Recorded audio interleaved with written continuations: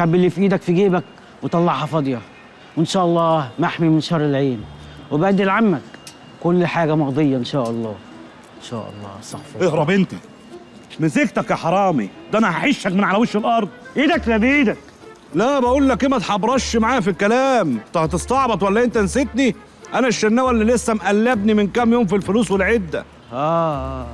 افتكرتك. انا مش هسيبك، انا مش هسيبك الا لما ترجع الحاجه اللي انت سارقها.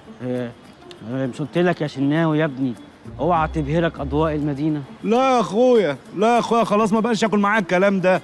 انا زمان فتحت علبه ايس كريم لقيت جواها مخلل. يعني ايه؟ يعني مش هيضحك عليا تاني. يا خساره، يا الف خساره. بقيت زيهم. هما مين؟ اصحاب النفوس الضعيفه والوحشه. انت جاي من قريه فطرتها كانت جميله ونقيه، اتغيرت وبقيت وحش يا شناوي. لا يا شيخ والله ما اتغيرت. انا بس تليفون ايه بس اللي ياخده منك عمك زعتوري؟ احنا ماشيين برضا ربنا. استغفر الله العظيم، استغفر الله العظيم، حقك عليا يا شيخ. خلاص مسامحك مسامحك.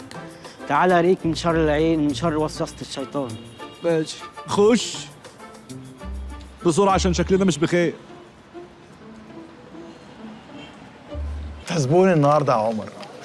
كل مرة تقول لي الكلمتين دول واروحك ملط. هتشوف. شيش بيش. يا شباب عاملين ايه؟ وحشني. نزلتوا امتى النهارده؟ كملوا. دوسه. دوسي. لا ما تدوس.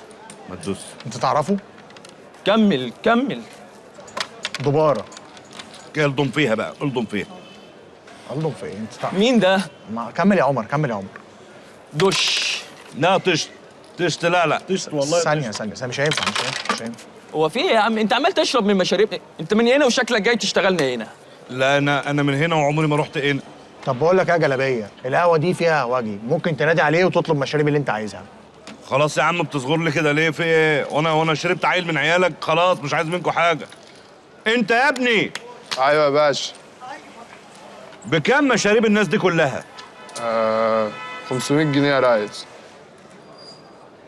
طب نزل للناس دي ميه من الحنفيه على حسابي. لا يا باشا. وانا ده هحاسبك.